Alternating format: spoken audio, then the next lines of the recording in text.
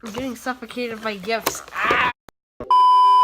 Hi guys, it's me again, RGamer96, and I actually am uploading 2 videos in one day, and it's not exhausting because my videos do not require that much energy to upload or make, because, you know, they're just vlogs and top 10 lists that really don't require anything really. So without further ado, let's just get on for what you've been waiting for, and Christmas top 10. Again, even though it's been a billion years since I've been able to upload on my YouTube channel, because I am a dead YouTuber and don't really care about my YouTube channel anymore, but I'm uploading, so, because I actually have time to. I'm going to be doing it, probably trying to upload every weekend. Yeah, so, anyway, top 10 Christmas gifts. Let's get on with it, and before I get into that, I actually have a video showing what I got here at my dad's, and that's showing everything I got at my dad's. Then I also have a picture showing everything out of my mom's, and I'll just be doing the top 10 or top whatever out of all those. Hi guys, RGamer96 here, and I just waited 30 minutes. God, I can't freaking do an intro right. Hi guys, no, it's not gonna. Hey guys, RGamer96 here, and I just wasted about a minute of my time making trash intros. Okay, you know what? I don't even care. So, this is going to be part of my Christmas top 10, because I finally got to go to my dad's and buy crap. So, here's what I got. I had a budget of $135. I got a Zelda limited edition black and white wired controller, some lights, LED color lights, they're pretty cool, some batteries, because I need those, got a headset, out of my way, goodness, Joy-Cons. This is mostly Nintendo Switch stuff, because I needed a lot of stuff for my Nintendo Switch. Because one of my Joy-Cons was weird. It had one of its things that connect to Nintendo Switch bent. And yeah, so that's kind of why I got the wired controller. And then I also got this thing. It's a Joy-Con, so you can like put them in there as like a controller. Joy-Con charging set, so I'm going to get another set of Joy-Cons, I think. If not, I'll just probably get another wired controller. But I'll be using this to charge them. And then we also have a screen protector for my Nintendo Switch, so yeah. Okay, now the cringe is over for that part. Now you're going to be coming over with this part. And top 5 in... I'm doing a top 5. I'm just going favorite, like top 5, 6, 7. I'm doing top 5 for clickbait, because no one's gonna click on top 7. Anyway, number 5.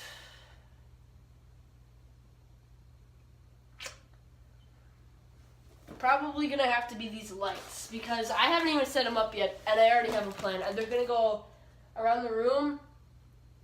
And over there's a gaming room over off freaking frame, and these are gonna be cool for them. That's gonna be cool. Actually, it might be top 5. I don't know. Number 4. Don't have these yet, but I know for a fact I'm gonna get them. New Joy-Con controllers. And my mom gave me a gift card with like $70 on it, I think, and it's enough to get new Joy-Cons. Rolling into number 3. Get over here! Get over here. We have Legend of Zelda Black and White Pro Controller, wired controller, because the Pro Controllers, the wireless ones, I don't know why, but the Pro Controller the wireless one is actually less than the Joy-Cons, even though the Pro Controller costs more to make than the Joy-Cons. And the reason why the Joy-Cons cost more is because there's 2 of them, thus you can have 2 players and then also have 1 player. I'd buy Joy-Cons over Pro Controller, but if you're on a budget, just buy a wired controller, because these things are basically a Pro Controller, but not wireless, and they're like $30 cheaper. So yeah, Joy-Cons were number 4. This is number 3. Number 2 is this headset, and I need a headset because my other one's a junky one-ear audio chat thing that can only have audio. From the chat and not the game. This can though, and you're like, wait, you have an Xbox One. Why do you? If there's a PS4 headset, since it's for PS4, and it's cheaper than an Xbox One headset, it's basically the same thing. Buy the PS4 one, because literally the only difference that it is the box and the color of the headset. Nothing else is different. You'd be like, oh, it's designed for Xbox. Oh, it's designed for PS4. It's not. Same exact headset, different colors. That's all you really need to say it's designed for something, and get people to buy the more expensive one over the cheaper one. Anyway, number 1, I actually have to, I have to go get that, so I'll be right back. 2,000 years later. Spyro the Reignited Trilogy, or I say Relit Trilogy because it just sounds cooler for obvious reasons. I've played this not too much. I beat the first world on it. Very cool.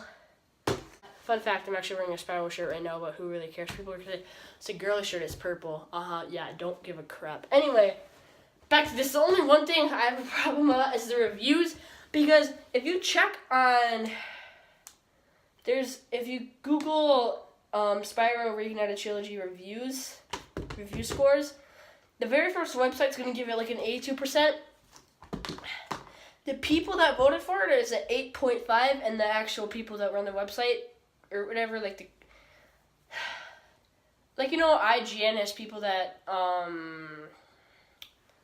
criticize or review games. Like, the website kind of does like an IGN thing, that reviews it, but then the people get to vote for it, which IGN I don't think has. Anyway, where'd it go? Oh, there it is. Okay, anyway. Why do people rate this a bad game if it has 30 FPS, if it can't run 4K and 60? It's an Xbox. Come on, do you expect it to run 4K graphics and 60 frames? It's an Xbox, not a gaming PC. And some people, they don't know that rating the game on storage or how long it takes to download and stuff like that makes it a bad game. That's not... How can you blame it? How can you... If the gameplay's amazing, but it just takes that long to download, and you give it a bad score, that makes no sense, because you're not rating the game. You're rating its storage space and how long it takes to download. That's not rating the game. Frames and performance, I can understand. Maybe bring it down like by 1 or 1.5 or 2. Don't... I'm sick. Don't bring it down to like a 4 or a 0. I see people rating it a 0 and giving it one dumb reason, like, oh, it's a 40 gigabyte download you have to download online. Because they think it's 40 gigabytes for one game. It's not. It's actually 60 gigabytes now, because people over there are... Because most people that rate things bad on games that are actually good are just retards. They're dumb. Simple as that. They make no sense. They don't rate the game as a game. They rate it for other reasons, like storage space, or how long it takes to download, or its performance. And usually the performance isn't the fault of the game. It's usually the fault of the user's crappy thing they're using on. With console, it's different because you can't really modify your console too much unless you buy like a custom-made one or you custom make it. But it's not like a PC where if the game's crap on your PC, it's usually your PC's fault. Spyro, it can run 4K on the Xbox One X at 30 frames per second. There's only like 1 to 4 or 5 games on the Xbox that run 60 frames on 4K. It runs 4K. It's Xbox One X enhanced, and it runs 30 frames per second. That's pretty good. Like it's a console. For a console, that's pretty good. You shouldn't criticize a game just because it can't run 4K at 60 FPS. That is crazy. Some games can do it but just because this one can't doesn't mean it's bad. And then there's, yeah, like I said before, it's not the game. You're not rating the gameplay. You're rating frames or download time or whatever. And some people, like there's kids, they can't even spell frames or certain things right on there, and it's just funny because there's this one review that said 0, and it's like $40 for one game. Oh my gosh, and the game's not even that good. This game is so trash. 0. You rate a game on its price. Why? This game is worth $60, but it's $40, and it's not $40 for one game. It literally says right here on the cover 3 games. Like, come on, kid. I want to just...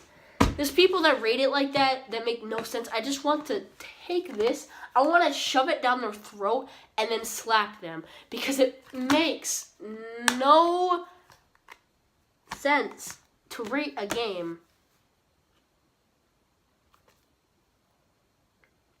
Do some dumb like frames or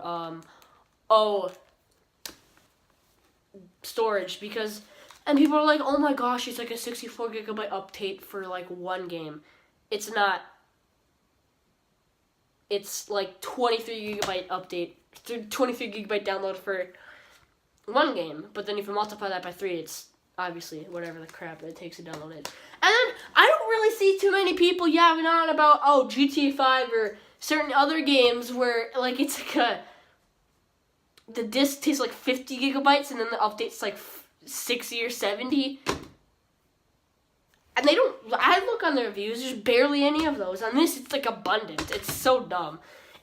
My opinion, this is like a 9. Because, I mean, I do see sometimes frame drops when you smash through multiple objects at one time. Or if you're running around and moving the camera a lot, it drops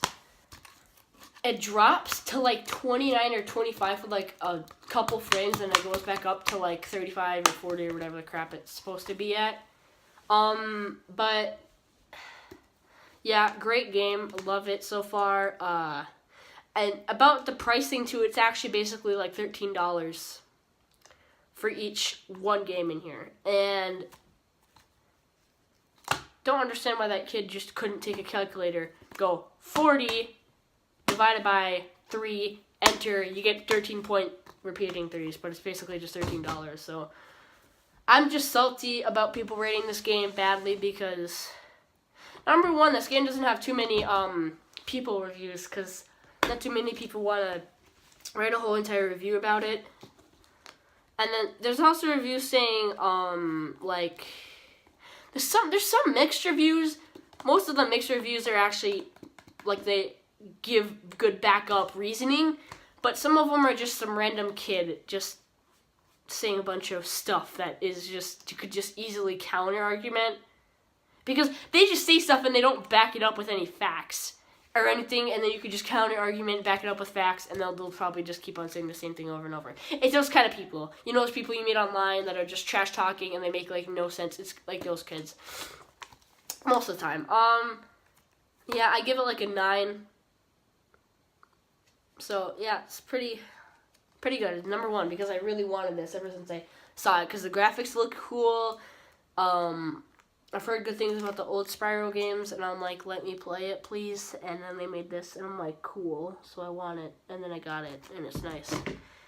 Anyway, RGamer96 out. Sorry for that rant. It's just, It's not just with this game too. There's multiple other games from everyone. There's people that are rating this bad or think this is dumb. Just think. Think from both sides. Think from both sides. Think of the good stuff. Don't just rate a game about its bad stuff, but also take into fact the good stuff about it. Same with people who review it in good ways. Don't just talk about the good stuff, also talk about the crap stuff. And then give it an honest score. Don't be like, oh my gosh, Spyral's always going to be good, or this game's always going to be good. I'm going to give it a 10 regardless of what it is. Or don't be like, oh, I hate this franchise, it sucks, you can go die, and you're always going to give it a 0 regardless of how good it is. Because there's people that do that. And I honestly hate those those people to death. I don't know why. I don't know what's going through their head that makes them think that. It's really annoying. But yeah, my rant is over. I'm just salty right now. Sorry you had to listen to all that bullcrap, but other than that, Merry Christmas. RGamer96 is out for like a couple days maybe. I think I'll try to upload another video tomorrow. So yeah, bye.